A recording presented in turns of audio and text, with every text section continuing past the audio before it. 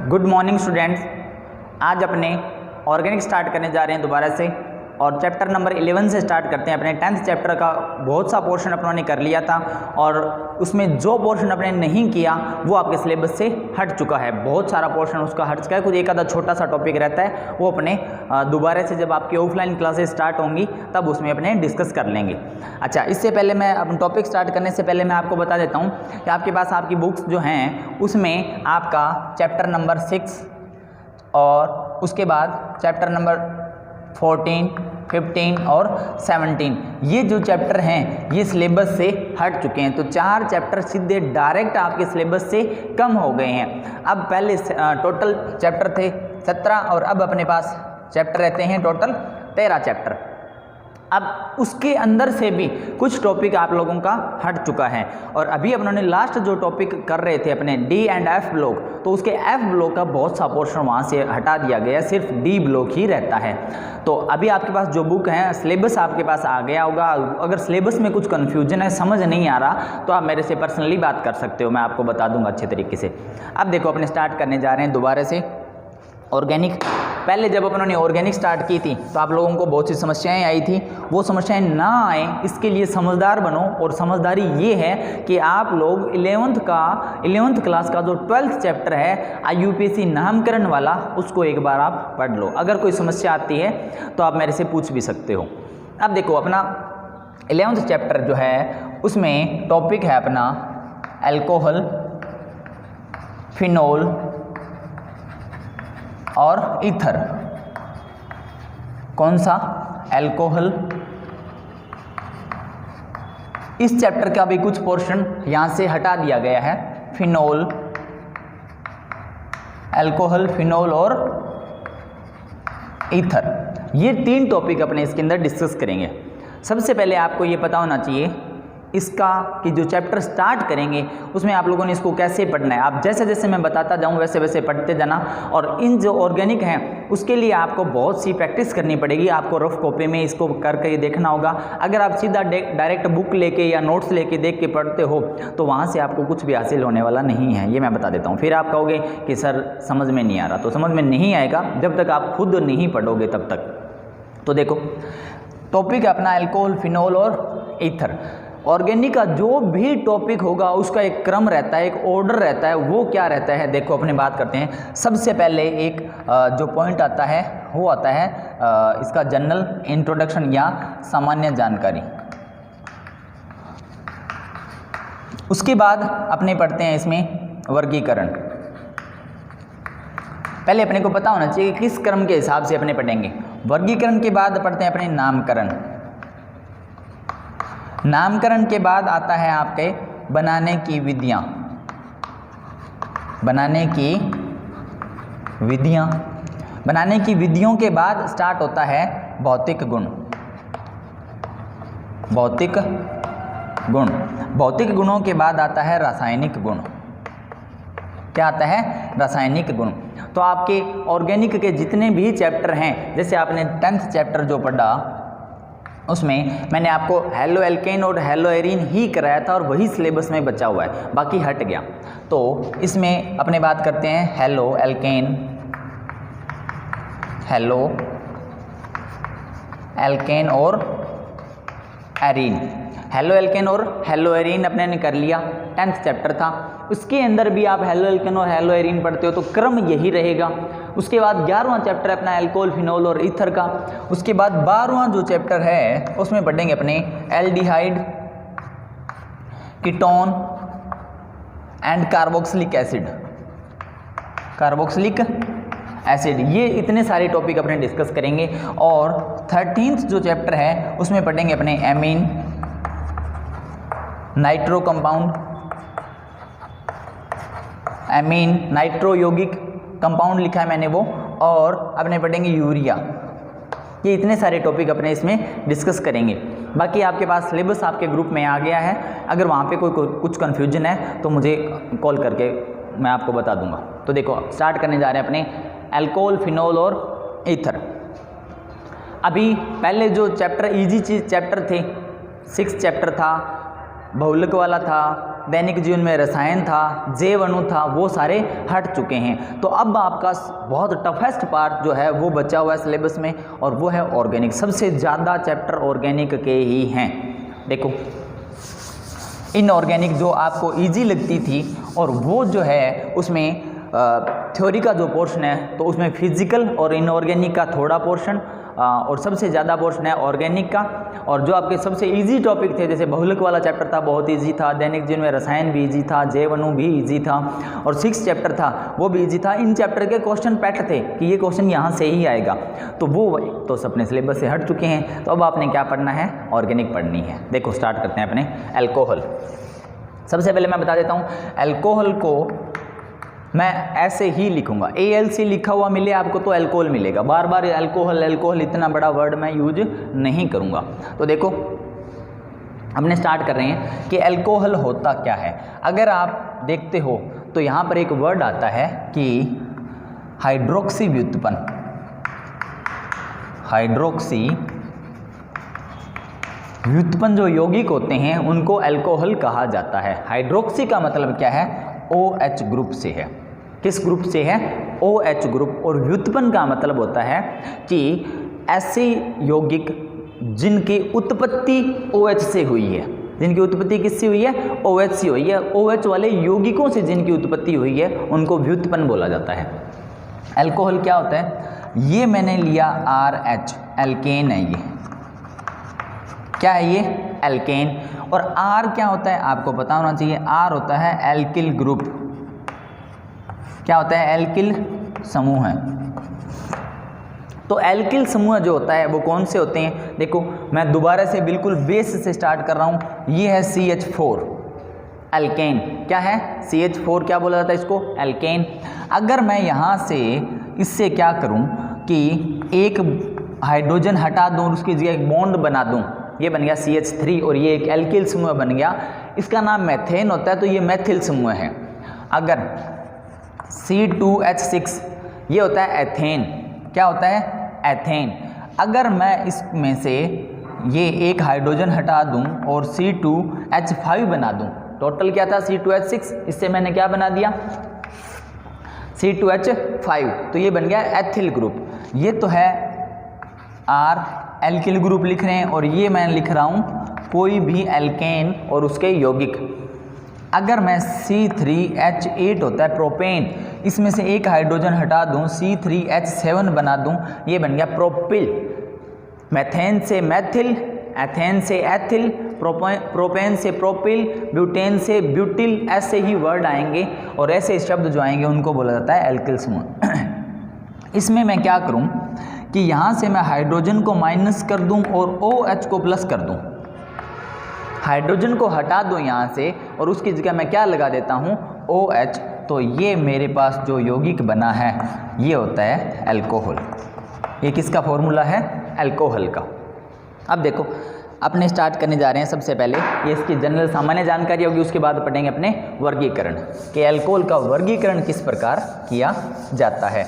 अगर आप 10th chapter के वीडियोस दोबारा देखोगे तो उसमें भी स्टार्टिंग में मैंने वर्गीकरण बताया था, और 10th चैप्टर का जो वर्गीकरण है वो और 11th चैप्टर का वर्गीकरण सेम चलता है, बिल्कुल थोड़ा सा फर्क रहता है। वहाँ पर अपनी बात की थी एल्किल हैलाइड की, X ग्रुप की, और यहाँ पे बात करेंगे अपने अल्कोहल की। तो देखो अपना टॉपिक है वर्गीकरण। देखो अब इसको किस भागों में कितने प्रकार में बांटा जाता है। सबसे पहले इसका वर्गीकरण जो देखते हैं उसको बोला जाता है मोनोहाइड्रिक अल्कोहल। क्या बोला जाता है, मोनोहाइड्रिक अल्कोहल। यहाँ पर वर्ड आया मोनो और हाइड्रिक का मतलब होता है एक। जैसे अपने लिख लेते हैं कि एक OH, ये OH की संख्या के आधार पे है, तो OH कितने होने चाहिए, OH उनकी संख्या कितनी हो, एक हो। OH की संख्या कितनी हो, एक हो, उसको क्या बोला जाएगा, मोनोहाइड्रिक अल्कोहल। एग्जाम्पल बहुत सारे हैं, CH3OH। अब इसका नाम आना चाहिए आपको। ये क्या कौन सा ग्रुप है, मैथिल, और ये क्या है, अल्कोहल, मैथिल अल्कोहल, या C2H5OH, या इसको ऐसे लिख सकते हो CH3 CH2OH दोनों एक ही चीज़ है। CH3CH2OH ये ग्रुप बन गया एथिल और इसको क्या लिखा अपनों ने, अल्कोहल। तो जिसमें OH की संख्या 1 हो, अल्कोहल के ऐसे यौगिक जिनमें OH परमाणुओं की संख्या 1 हो उसको क्या बोला जाता है, अल्कोहल। और कौन सा अल्कोहल बोला जाता है, मोनोहाइड्रिक अल्कोहल। अब बात करते हैं अपने सेकंड जो उसका वर्गीकरण होता है वो होता है डाईहाइड्रिक अल्कोहल, डाईहाइड्रिक अल्कोहल। दूसरा प्रकार कौन सा है, डाईहाइड्रिक अल्कोहल। डाईहाइड्रिक का मतलब ये है कि OH जो है उनकी संख्या होनी चाहिए 2। OH की संख्या कितनी होनी चाहिए, 2। और इसका एक बहुत अच्छा सिंपल सा एग्जाम्पल आपने याद करना है और वो एग्जाम्पल अपने इस चैप्टर में बहुत बार यूज करेंगे उसको। देखो जैसे एग्जाम्पल लिख रहा हूँ मैं, CH2 दोनों पर OH लगा दो, दोनों पर OH लगा दो। इसका नाम होता है एथिलीन ग्लाइकोल, सामान्य नाम है इसका एथिलीन ग्लाइकोल। इसका नाम क्या होता है, एथिलीन ग्लाइकोल होता है। तो OH की संख्या कितनी हो, 2 हो, तो उसे अपने क्या बोलेंगे, डाईहाइड्रिक अल्कोहल और इसका नाम है एथिलीन ग्लाइकोल। उसके बाद बात करते हैं अपने नेक्स्ट की ट्राईहाइड्रिक अल्कोहल की, ट्राईहाइड्रिक अल्कोहल। ट्राईहाइड्रिक का मतलब आप समझ गए होंगे कि OH जो हैं उनकी संख्या कितनी होनी चाहिए, 3 होनी चाहिए। और एक एग्जांपल लिख रहा हूँ, CH2 CH CH2 OH OH और OH, इसको क्या बोला जाएगा, ट्राईहाइड्रिक अल्कोहल। और इसका जो सामान्य नाम होता है वो याद रखना है आपने, उसका सामान्य नाम होता है ग्लिसरॉल। क्या नाम होता है, ग्लिसरॉल। ठीक है, ये इसका वर्गीकरण हुआ। OH की संख्या अगर 1 है उसको बोला जाएगा मोनोहाइड्रिक अल्कोहल, कुछ भी हो सकता है, बहुत सारे एग्जाम्पल आएंगे। डाईहाइड्रिक का मतलब OH की संख्या कितनी होनी चाहिए, 2। ट्राईहाइड्रिक का मतलब OH की संख्या कितनी होनी चाहिए, 3। तो OH की संख्या के आधार पे अपने पहले इसका वर्गीकरण पढ़ाया। अब अपने सिलेबस में सिर्फ और सिर्फ मोनोहाइड्रिक अल्कोहल है, डाईहाइड्रिक और ट्राईहाइड्रिक अल्कोहल सिलेबस में नहीं है। वर्गीकरण में तो पढ़ना है बट इसके आगे अपने बनाने की विधियाँ वगैरह वो सारी चीज़ें नहीं पढ़ेंगे। तो दोबारा से स्टार्ट करते हैं अपने मोनोहाइड्रिक अल्कोहल। मोनोहाइड्रिक अल्कोहलों का भी आगे से फिर से वर्गीकरण किया गया है और वो कौन कौन सा है, देखो मोनोहाइड्रिक अल्कोहलों का वर्गीकरण किया गया आगे, और वो है अपने बात करते हैं 1 डिग्री अल्कोहल या प्राइमरी अल्कोहल या प्राथमिक, ये 3 नाम है। उसके बाद में 2 डिग्री अल्कोहल या S बोलते हैं सेकेंडरी अल्कोहल या द्वितीयक।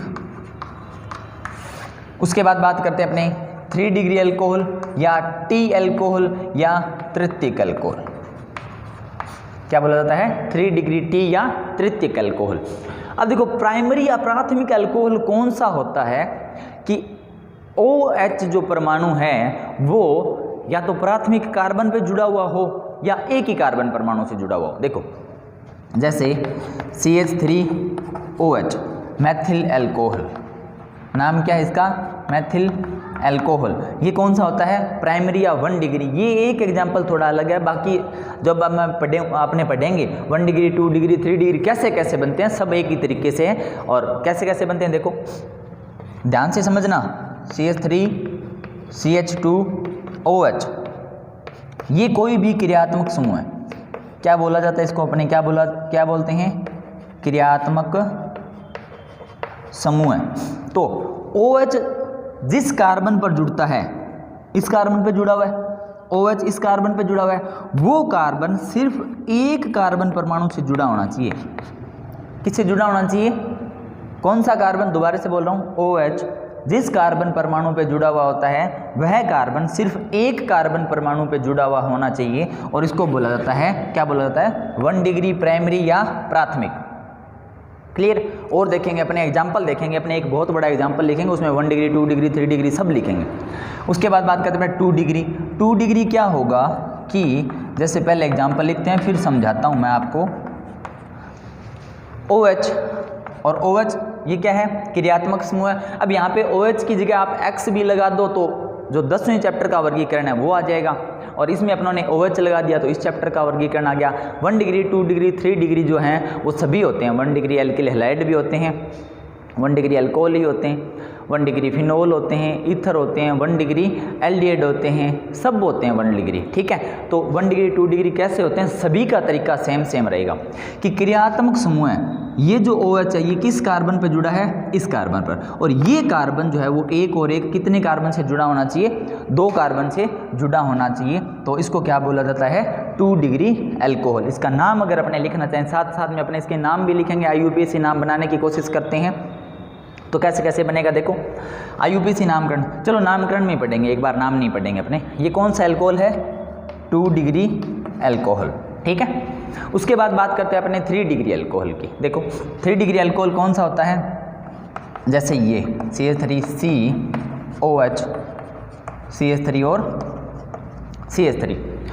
तो ये कोई भी समूह है या अल्कोहल या कोई क्रियात्मक समूह, आप ऐसे बोल सकते हो, क्योंकि क्रियात्मक समूह बोलोगे तो सभी जो जितनी ऑर्गेनिक है उसमें जितने भी यौगिक आएंगे सबके लिए अपने इसको यूज कर सकते हैं।